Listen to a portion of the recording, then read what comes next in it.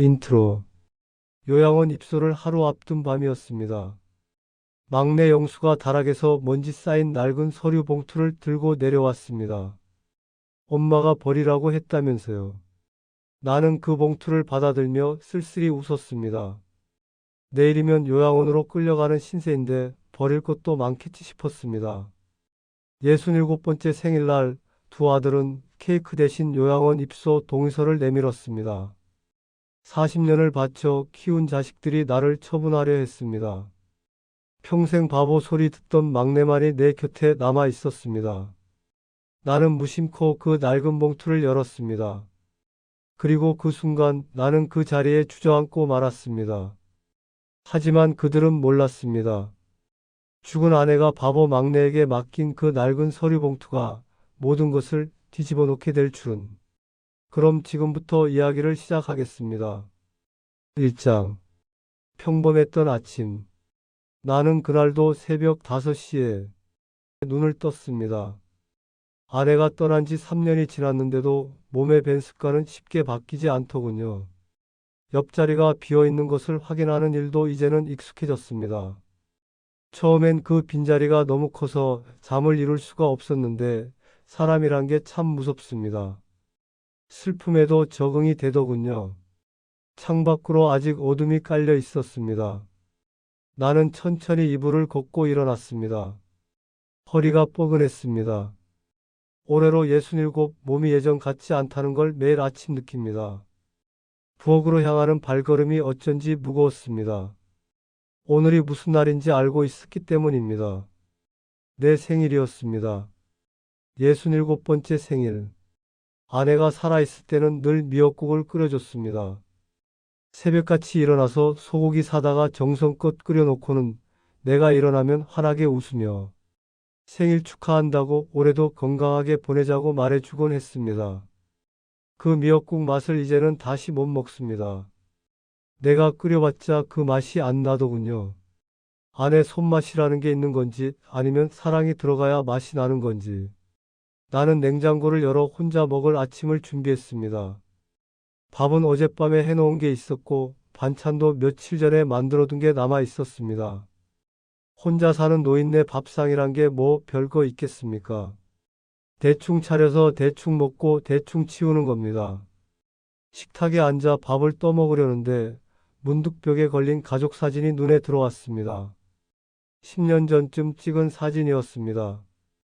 아내가 아직 건강했을 때 온 가족이 모여서 찍은 사진. 장남 태호, 차남 태민, 그리고 막내 영수. 세 아들과 며느리들, 손주들까지 다 모여서 웃고 있었습니다. 그때는 행복했습니다. 적어도 나는 그렇게 믿었습니다. 2장. 40년의 무게. 나는 26의 작은 중소기업에 입사했습니다. 대학은 야간으로 다녔습니다. 낮에는 일하고 밤에는 공부하고 잠잘 시간도 없이 살았습니다. 부모님이 일찍 돌아가시는 바람에 동생들 학비까지 내가 대야 했거든요. 내 청춘은 그렇게 책임이라는 이름 아래 묻혔습니다. 29의 아내를 만났습니다. 같은 회사 격리부에서 일하던 사람이었습니다. 수줍음 많고 조용한 여자였는데 웃을 때 눈이 초승달처럼 휘어지는 게 예뻤습니다. 우리는 1년 연애하고 결혼했습니다.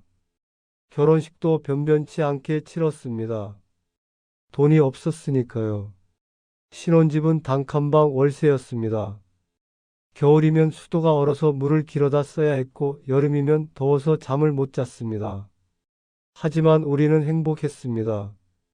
가난해도 함께라서 좋았습니다.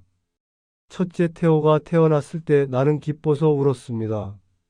내 아들, 내 핏줄이 이 세상에 태어났다는 게 믿기지 않았습니다. 나는 그때 다짐했습니다. 이 아이만큼은 나처럼 살게 하지 않겠다고. 배고프지 않게 공부하고 싶으면 할 수 있게 남들 앞에서 당당하게 살 수 있게 해주겠다고. 2년 뒤에 둘째 태민이가 태어났습니다. 그리고 또 3년 뒤에 막내 영수가 태어났습니다. 세 아들. 나는 이 아이들을 키우기 위해 미친 듯이 일했습니다. 새벽 6시에 집을 나서서 밤 10시, 11시에 들어오는 날이 허다했습니다. 주말에도 특근을 자청했습니다. 돈이 필요했으니까요. 새 아들 학비, 학원비, 용돈, 옷값, 밥값. 돈 들어갈 곳이 한두 군데가 아니었습니다. 아내는 아이들 키우느라 회사를 그만뒀습니다. 나 혼자 벌어서 5 식구를 먹여 살려야 했습니다. 힘들었습니다. 정말 힘들었습니다. 하지만 불평하지 않았습니다.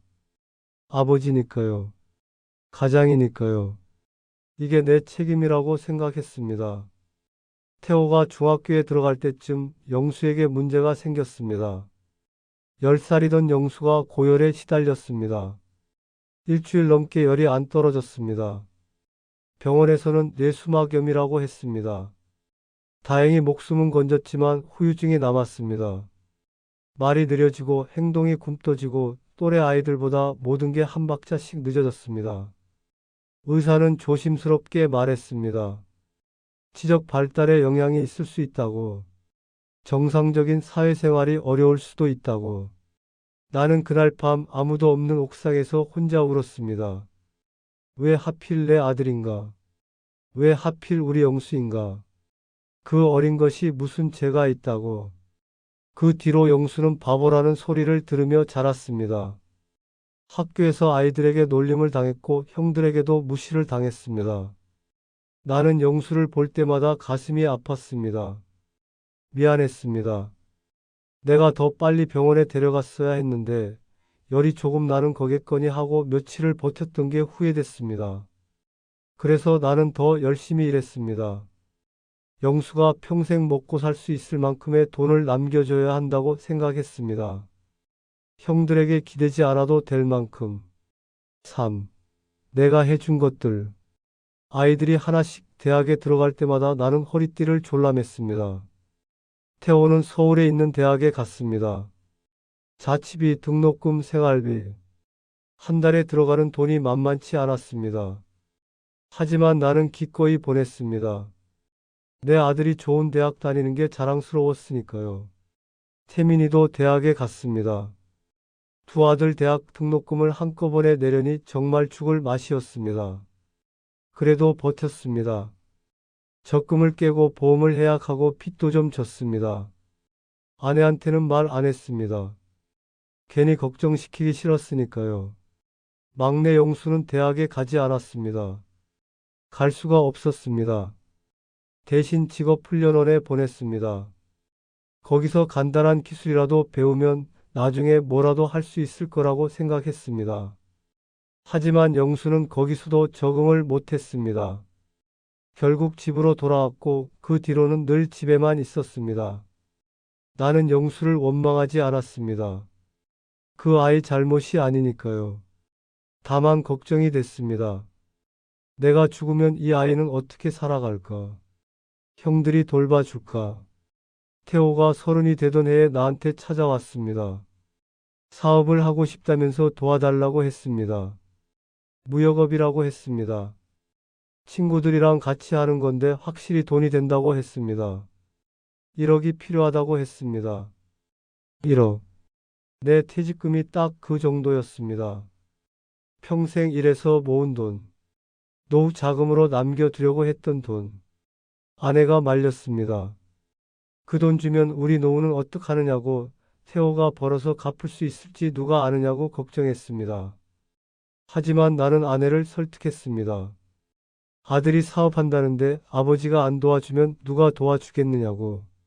성공하면 다 갚을 거라고. 나는 퇴직금 8천만 원을 태호한테 줬습니다. 정확히는 빌려준 거였습니다.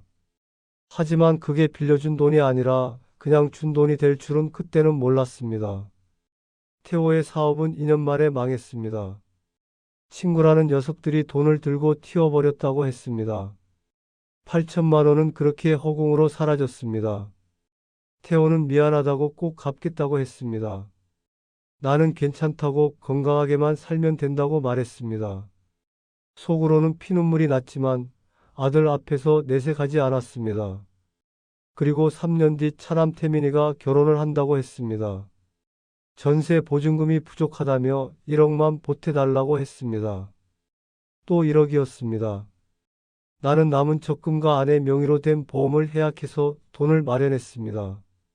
아들 결혼하는데 아버지가 집 장만도 못 도와주면 창피하다고 생각했습니다. 아내는 아무 말도 하지 않았습니다. 대신 그날 밤 아내가 혼자서 우는 걸 봤습니다. 내가 뭐라고 해야 할지 몰라서 그냥 등을 쓸어주기만 했습니다. 결국 우리 노후 자금은 바닥이 났습니다. 남은 거라고는 살고 있는 아파트 한 채뿐이었습니다. 그래도 나는 후회하지 않았습니다. 아이들 잘 되는 게 부모 노릇 잘하는 거라고 생각했으니까요. 사장, 아내의 죽음. 아내가 쓰러진 건 4년 전 겨울이었습니다. 아침에 일어나더니 어지럽다고 하더군요. 좀 쉬면 괜찮아지겠거니 했는데 점심때 부엌에서 쿵하는 소리가 났습니다. 달려가 보니 아내가 쓰러져 있었습니다. 뇌출혈이었습니다. 119에 전화하고 병원 응급실로 갔습니다. 의사가 수술해야 한다고 했습니다. 수술비가 얼마냐고 물었더니 숫자를 듣고 머릿속이 하얘졌습니다. 그래도 어쩌겠습니까? 아내를 살려야 했습니다. 수술은 성공적이었습니다. 하지만 아내는 예전처럼 돌아오지 못했습니다. 말을 더듬었고 왼쪽 팔다리가 마비됐습니다. 재활을 해야 한다고 했습니다. 나는 아내를 돌봤습니다. 병원에서 재활병원으로, 재활병원에서 집으로. 매일 아침 아내를 씻기고 밥을 먹이고 운동을 시키고 밤에는 옆에서 잠을 잤습니다. 혹시 아내가 밤에 뭔가 필요할까 봐. 아들들은 가끔 문병을 왔습니다. 과일 바구니 하나 들고 와서 1시간쯤 있다가 가는 게 전부였습니다. 형편이 어렵다고 자기들도 먹고 살기 바쁘다고 했습니다. 나는 이해한다고 괜찮다고 말했습니다. 속으로는 서운했지만 막내 영수만이 늘 내 옆에 있었습니다.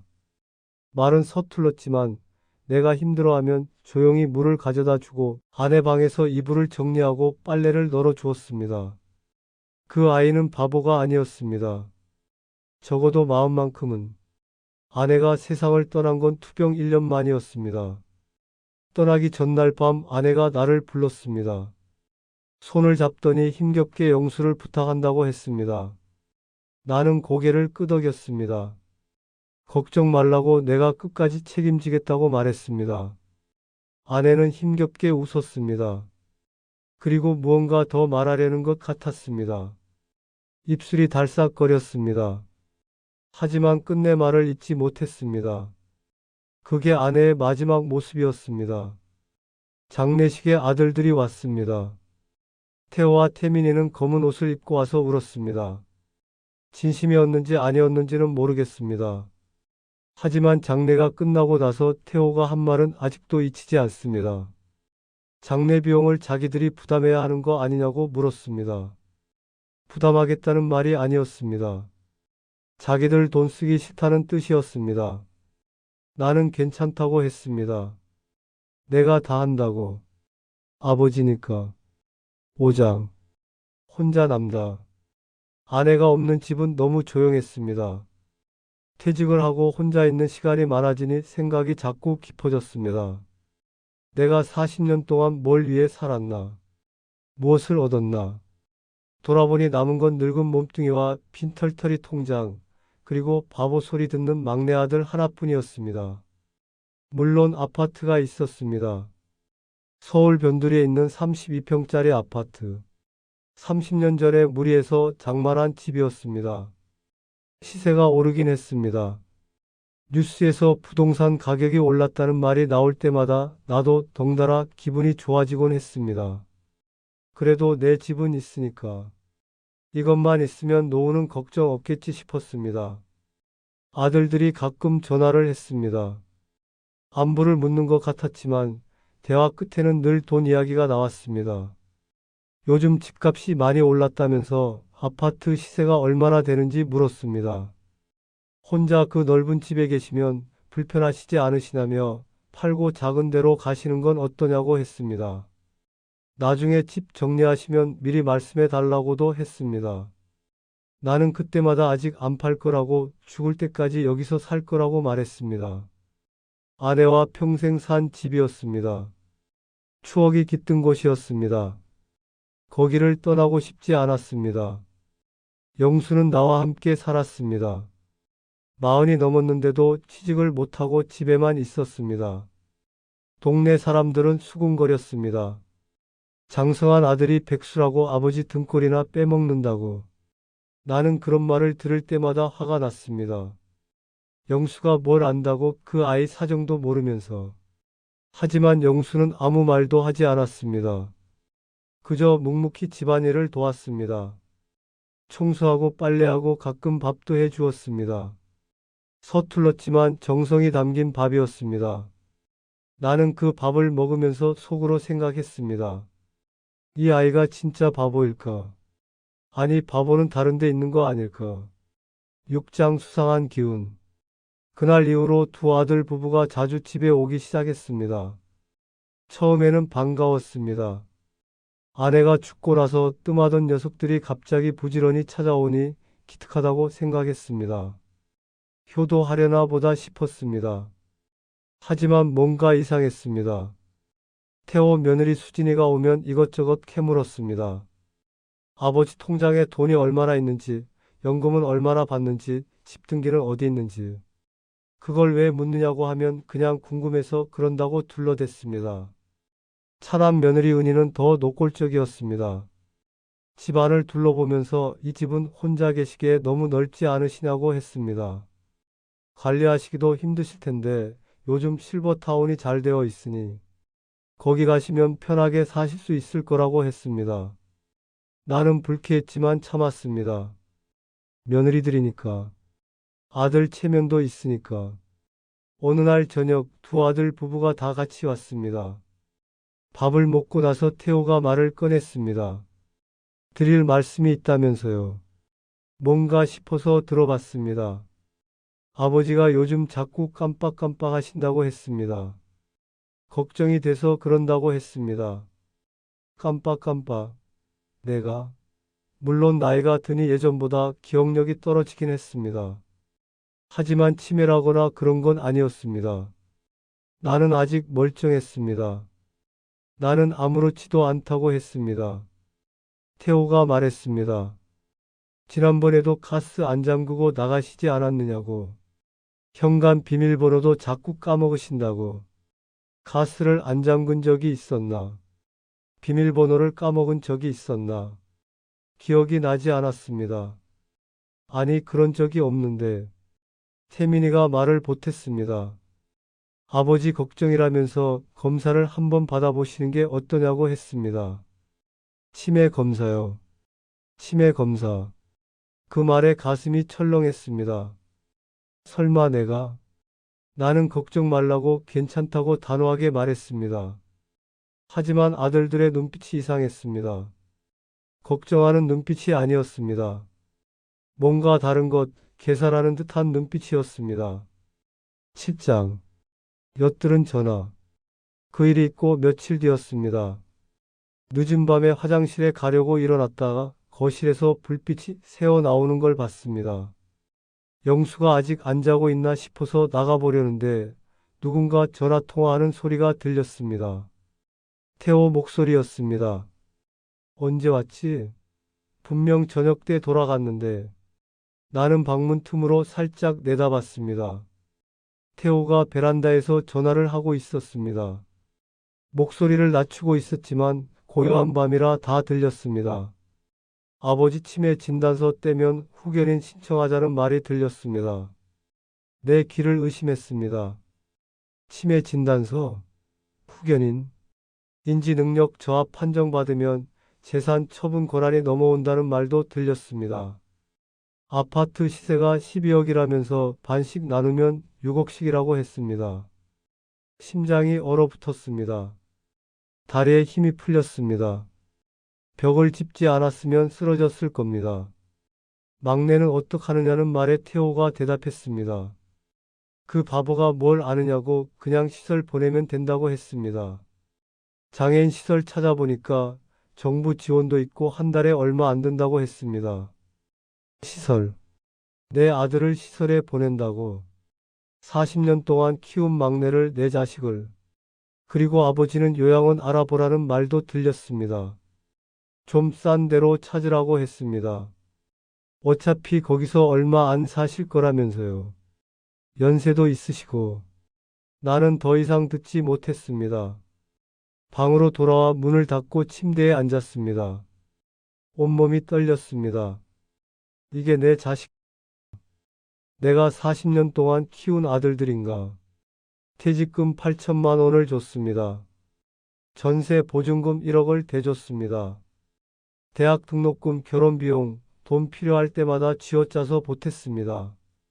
내 노후는 생각도 않고 아내와 함께 모든 걸 바쳤습니다. 그런데 돌아온 게 이겁니다. 치매 환자로 몰아서 재산을 빼앗고 요양원에 처박아 두겠다는 겁니다.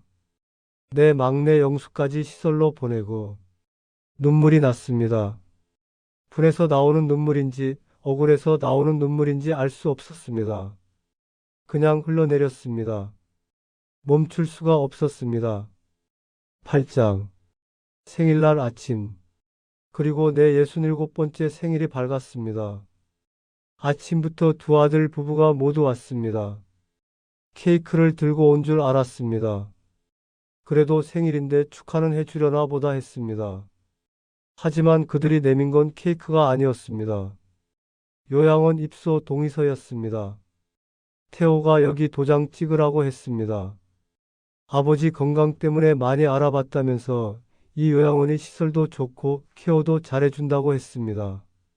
차남 며느리 은희가 차갑게 말했습니다. 아버지가 요즘 자꾸 깜빡깜빡 하시지 않느냐고 더 이상 못 모신다고 했습니다. 못 모신다고. 모신 적이 있어야 못 모시지. 너희가 나를 언제 모셨냐? 나는 안 간다고 했습니다. 태호가 고집 부리시면 안 된다고 이건 아버지를 위한 거라고 했습니다. 나를 위해서라고. 내 6억을 위해서겠지. 도장만 찍으시면 된다고 복잡한 건 자기들이 다 처리하겠다고 했습니다. 복잡한 것. 그래, 내 재산 처분하는 거 복잡하겠지. 하지만 그것도 내가 다 처리해 줄 거고. 나는 서류를 밀어냈습니다. 여기서 죽을 거라고 요양원 안 간다고 했습니다. 태호의 얼굴이 일그러졌습니다. 태민이도 표정이 굳어졌습니다. 며느리들은 한숨을 내쉬었습니다. 그때 구석에서 혼자 색종이를 접고 있던 영수가 고개를 들었습니다. 영수는 아무 말 없이 나를 바라보고 있었습니다. 그 눈빛이 이상했습니다. 슬픔도 아니고 분노도 아니고 뭔가 알 수 없는 감정이 담겨 있었습니다. 하지만 아무도 영수를 신경 쓰지 않았습니다. 어릴 때 고열로 발달이 늦어진 바보 막내니까요. 9장 뜻밖의 위로. 그날 이후로 아들들의 압박은 더 거세졌습니다. 매일같이 전화가 왔습니다. 요양원에 언제 가느냐고, 서류에 도장은 찍었느냐고. 직접 찾아와서 윽박지르기도 했습니다. 왜 이렇게 완고하시냐고, 자기들도 다 생각이 있어서 그러는 거라고 했습니다. 생각. 그래, 너희 생각은 잘 알겠다. 아버지 내다버리고 재산 챙기자, 그런 생각이지. 나는 버텼습니다. 하지만 점점 지쳐갔습니다. 밥맛이 없었습니다. 잠도 오지 않았습니다. 이게 무슨 인생인가 싶었습니다. 40년을 바쳐 키운 자식들한테 이런 취급을 받다니. 어느 날 밤 혼자 거실에 앉아 있는데 영수가 다가왔습니다. 쟁반에 밥과 반찬을 가져왔습니다. 야채죽이었습니다. 서툴지만 정성스럽게 끓인 티가 났습니다. 나는 고맙다고 했습니다. 죽을 떠먹었습니다. 간이 좀 심심했지만 맛있었습니다. 오랜만에 제대로 된 한 끼를 먹는 것 같았습니다. 영수가 내 앞에 앉아서 나를 바라봤습니다. 그 눈빛이 또 이상했습니다. 뭔가 말하고 싶은 것처럼 입술이 달싹거렸습니다. 나는 왜 그러느냐고 물었습니다. 영수가 느릿느릿 말했습니다. 형들이 나쁘다고. 나는 말문이 막혔습니다. 영수도 다 알고 있었던 겁니다. 바보라서 모를 줄 알았는데 다 보고 다 느끼고 있었던 겁니다. 나는 솔직하게 인정했습니다. 그래, 형들이 나쁘다고. 영수가 말했습니다. 걱정 말라고, 자기가 지켜주겠다고. 영수가 그렇게 말했습니다. 느릿느릿하지만 분명한 목소리로. 나는 그 순간 가슴이 뭉클해졌습니다. 이 아이가, 모두에게 무시받던 이 아이가 나를 지켜주겠다고 했습니다. 10장. 낡은 서류 봉투. 요양원 입소를 하루 앞둔 밤이었습니다. 결국 버티지 못했습니다. 아들들이 법적으로 후견인 신청을 하겠다고 협박했습니다. 변호사까지 데려왔습니다. 아버지가 인지 능력이 저하되어 스스로 판단을 할 수 없는 상태라고 법원에 신청하면 다 된다고 했습니다. 나는 지쳤습니다. 싸울 힘이 없었습니다. 그냥 가자고 했습니다. 요양원이든 어디든 더 이상 이 집에서 이런 꼴 당하느니 차라리 낯선 곳에서 혼자 죽는 게 낫겠다 싶었습니다. 짐을 정리하고 있었습니다. 가져갈 것도 별로 없었습니다. 옷 몇 벌, 안에 사진 한 장, 그게 전부였습니다. 그때 영수가 다락에서 내려왔습니다. 손에 먼지 쌓인 낡은 서류 봉투를 들고 있었습니다. 엄마가 버리라고 했다면서 내밀었습니다. 엄마가 버리라고? 무슨 소리인가 싶었습니다. 아내가 세상을 떠난 지 3년이 지났는데 영수가 더듬더듬 설명했습니다. 엄마가 자기한테 줬다고. 다락에 숨겨두라고 했다고. 그리고 아버지한테 필요할 때 드리라고 했다고. 나는 어리둥절했습니다. 아내가 영수한테 다락에 봉투를 받아들었습니다. 먼지를 털어내고 열어봤습니다. 그리고 안에 든 것을 보는 순간 나는 그 자리에 주저앉고 말았습니다. 11장. 아내의 비밀. 봉투 안에는 세 가지가 들어 있었습니다. 첫 번째는 아파트 등기부등본이었습니다. 그런데 소유자 이름이 이상했습니다. 내 이름이 아니었습니다. 박영수라고 적혀 있었습니다. 우리 막내 영수 이름이었습니다. 두 번째는 예금 통장이었습니다. 역시 예금주가 박영수였습니다. 잔액을 보고 눈을 의심했습니다. 3억 7천만 원. 세 번째는 손으로 쓴 편지였습니다. 아내의 글씨였습니다. 떨리는 손으로 편지를 펼쳤습니다. 아내는 이렇게 적어두었습니다. 이 편지를 읽고 있다면 아마 자기가 걱정하던 일이 일어난 거라고. 당신은 몰랐을 거라고, 아니면 알면서도 모른 척 했을 수도 있다고 했습니다. 당신은 그런 사람이니까 좋게 보려고만 하고 참으려고만 한다고. 그게 당신의 장점이기도 하고 안타까운 점이기도 하다고 했습니다. 하지만 자기는 봤다고 했습니다. 태호랑 태민이 눈빛이 달라진 걸. 퇴직금 8천만 원 넣어줬을 때 태호가 뭐라고 했는지 아느냐고 물었습니다. 역시 아버지는 믿을 만하다고 했다고 합니다. 고맙다는 말이 아니었습니다. 믿을 만하다는 거였습니다. ATM처럼 돈 뽑아 쓰기 좋다는 뜻이었다고 했습니다. 태민이가 전세금 1억 받아갈 때도 그랬다고 했습니다. 당연하다는 듯이 가져갔다고. 고마움 같은 건 없었다고. 그 아이들 눈에서 자기는 탐욕을 받다고 했습니다. 당신 등골 빼먹으려는 탐욕을. 그래서 결심했다고 했습니다. 미리 준비해야겠다고. 아내는 적어두었습니다. 당신은 몰랐겠지만 자기도 돈을 모았다고. 결혼하고 나서 조금씩 조금씩. 식비 아껴서, 옷값 아껴서, 화장품값 아껴서. 티 안 나게 저금했다고. 그리고 자기가 받은 보험금, 친정에서 받은 유산 일부도 따로 빼놨다고 했습니다. 그 돈을 영수 이름으로 옮겼다고 했습니다. 집도 마찬가지라고 했습니다. 5년 전에 당신 모르게 등기를 넘겼다고. 법적으로 하자 없이 완벽하게. 변호사한테 자문도 받았다고. 증여세도 다 냈다고. 형들이 뭐라고 해도 뺏어갈 수 없게 해놨다고 했습니다. 나는 눈물이 앞을 가려서 더 이상 읽을 수가 없었습니다. 하지만 억지로 눈을 비비고 계속 읽었습니다. 아내는 영수 이야기도 적어두었습니다. 영수는 바보가 아니라고 했습니다. 10살 때 열병 앓고 나서 말이 느려진 건 맞다고. 행동도 좀 굼떠졌다고. 하지만 그의 머리는 우리보다 맑다고 했습니다. 다만 표현을 못할 뿐이라고. 나는 몰랐겠지만 영수는 집에서 혼자 책도 읽고 글도 쓴다고 했습니다. 일기장에 매일 쓴다고. 자기도 몰래 본 적 있는데 글씨는 삐뚤빼뚤해도 생각은 깊더라고 했습니다. 그런데 그 아이를 바보로 살게 했다고 했습니다. 일부러. 형들이 무서웠다고 했습니다. 영수가 똑똑하다는 게 알려지면 형들이 이용하려 들 거라고. 돈 관리시키고 서류에 도장 찍으라 하고. 그러다가 다 빼앗아 갈 거라고 했습니다. 그래서 영수한테 부탁했다고 했습니다. 바보인 척하라고. 말도 일부러 느리게 하고 행동도 굼뜨게 하라고. 20년 동안 그렇게 연기하게 했다고 했습니다. 미안하다고 했습니다. 영수한테도 나한테도. 하지만 그게 그 애를 지키는 유일한 방법이었다고 했습니다. 나는 영수를 바라봤습니다. 영수가 나를 똑바로 쳐다보고 있었습니다. 그 눈빛은 더 이상 어눌하지 않았습니다. 맑고 또렷했습니다. 영수가 또박또박 말했습니다. 자기는 바보가 아니라고. 엄마가 그러라고 했다고. 형들이 무서우니까. 느릿느릿하던 말투가 아니었습니다.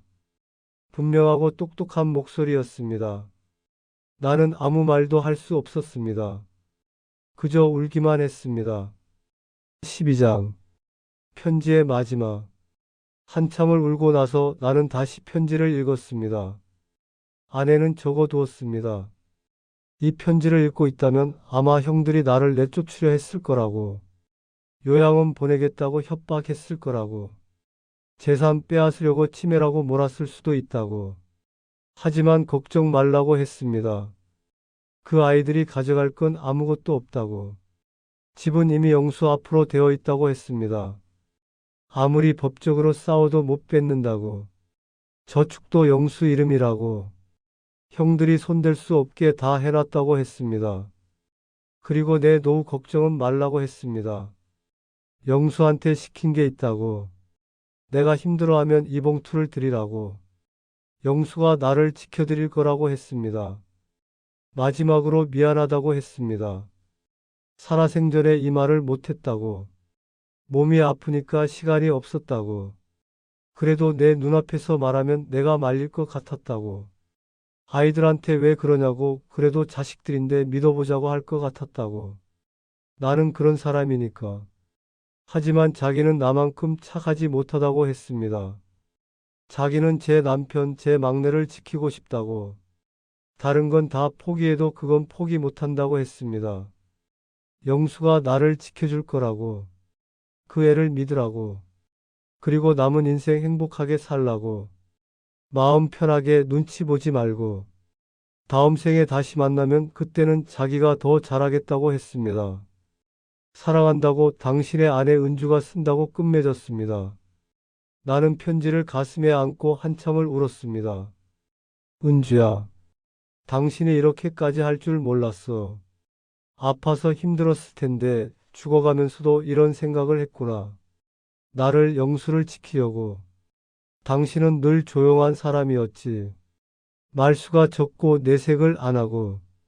그래서 몰랐어. 당신이 이런 마음을 품고 있었는지. 이렇게 단단한 사람이었는지. 미안해. 그리고 고마워. 당신 덕분에 나는 우리 영수는 살 수 있게 됐어. 13장. 역전의 아침.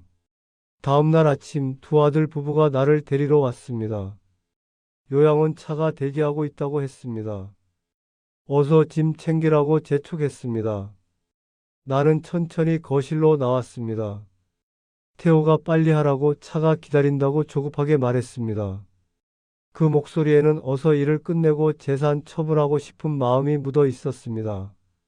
나는 잠깐이라고 했습니다. 그리고 영수를 불렀습니다. 영수가 방에서 나왔습니다. 손에 서류 봉투를 들고 있었습니다. 태호와 태민이가 멀뚱히 바라봤습니다. 영수가 뭘 들고 나오든 신경 쓰지 않는 눈치였습니다. 바보가 뭘 알겠어 하는 표정이었습니다. 영수가 입을 열었습니다. 그 목소리는 더 이상 느릿느릿하지 않았습니다.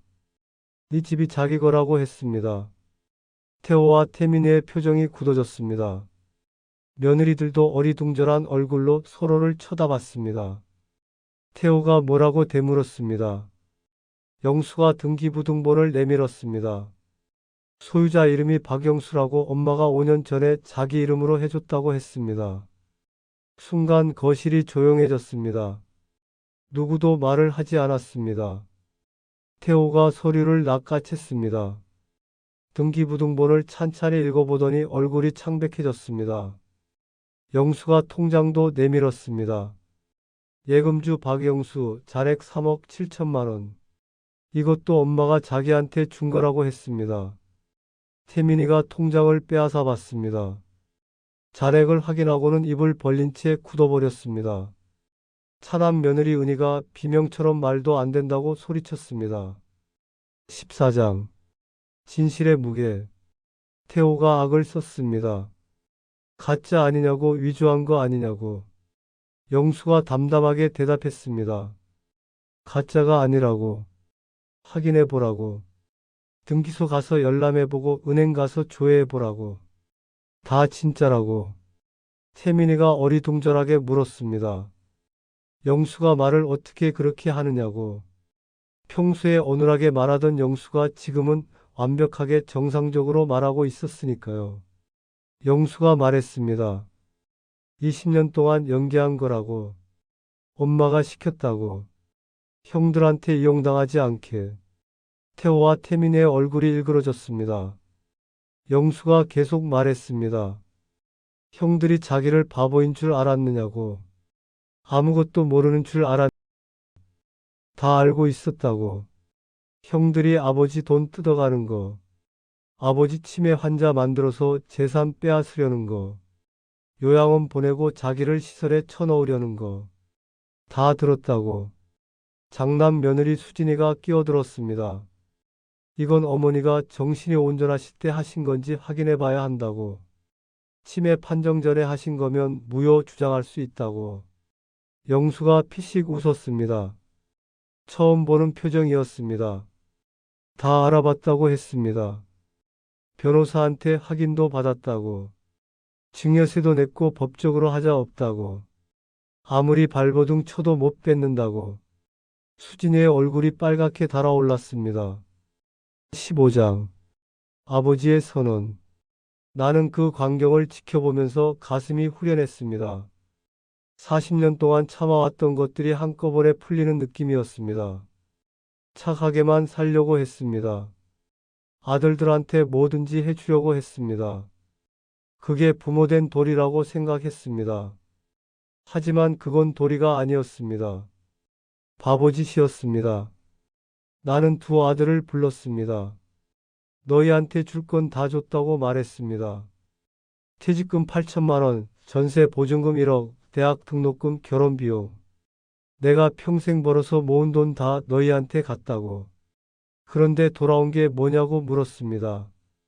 날 치매 환자로 몰고 요양원에 쳐넣고 재산 빼앗으려고 한 게 너희가 배운 효도냐고.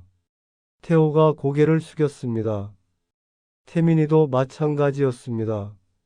하지만 진심으로 반성하는 것 같지는 않았습니다. 그저 들통난 게 창피한 것 같았습니다. 나는 말했습니다.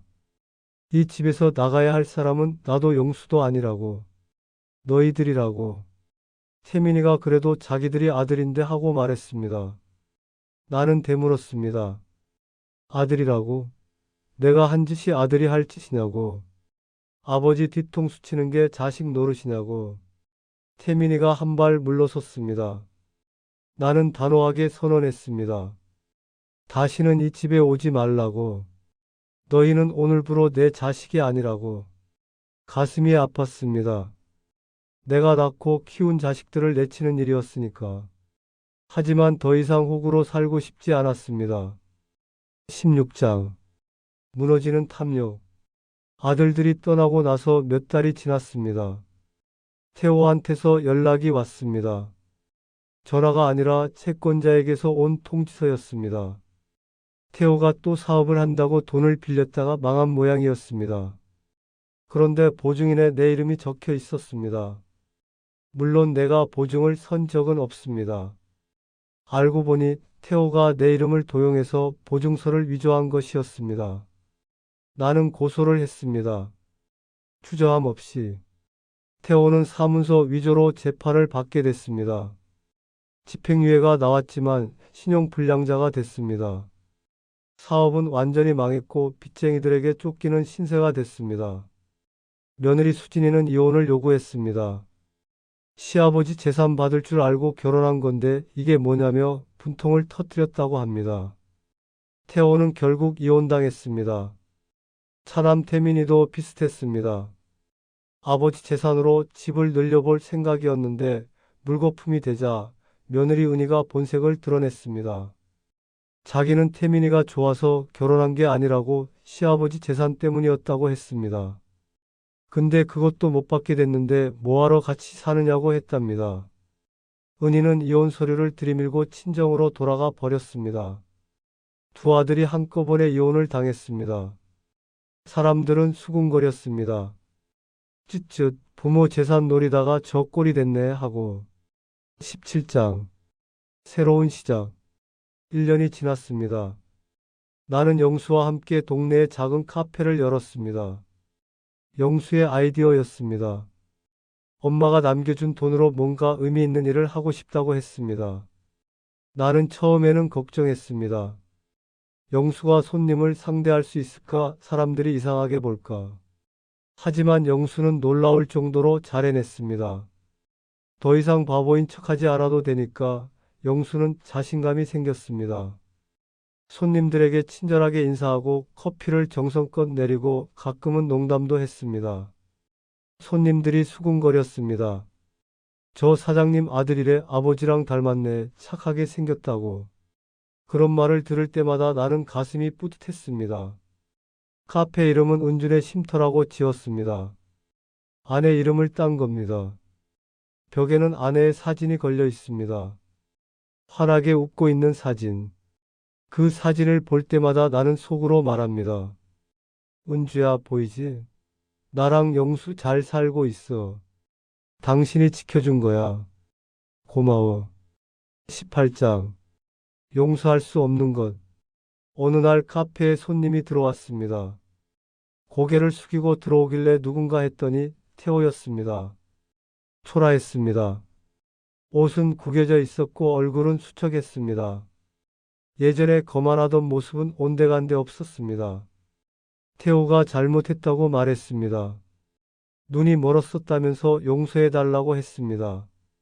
영수가 카운터에서 나를 바라봤습니다. 어떻게 하실 거냐는 눈빛이었습니다. 나는 한숨을 쉬었습니다. 그리고 물었습니다.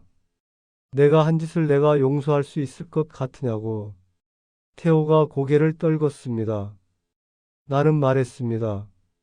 퇴직금 받아간 것, 전세금 받아간 것, 그건 그렇다 치자고. 자식이니까. 하지만 나를 치매 환자로 몰아서 요양원에 쳐넣으려 했다고. 영수를 시설에 버리려 했다고. 내 이름 도용해서 서류까지 위조했다고. 그건 돈 문제가 아니라고 했습니다. 인간으로서 해서는 안 될 짓을 한 거라고. 용서해달라고 온 거면 돌아가라고 했습니다. 너를 다시 아들로 받아들일 생각은 없다고. 태호가 한참을 서 있다가 결국 돌아섰습니다. 문을 나서면서 한 번 뒤를 돌아봤습니다. 눈에 눈물이 고여 있었습니다. 진심이었는지는 모르겠습니다. 문이 닫히고 나서 영수가 물었습니다. 괜찮으시냐고. 나는 괜찮다고 대답했습니다. 이제는 괜찮다고. 진심으로 그렇게 대답했습니다. 19장. 아내와의 대화. 밤이 되면 나는 종종 아내 사진 앞에 앉습니다. 소주 한 잔 따라 놓고 혼자 말을 합니다. 은주야, 오늘 카페에 손님이 많이 왔어. 영수가 얼마나 열심히 일하는지 몰라. 그 애가 이렇게 능력 있는 줄 나도 몰랐어. 태호가 왔다 갔어.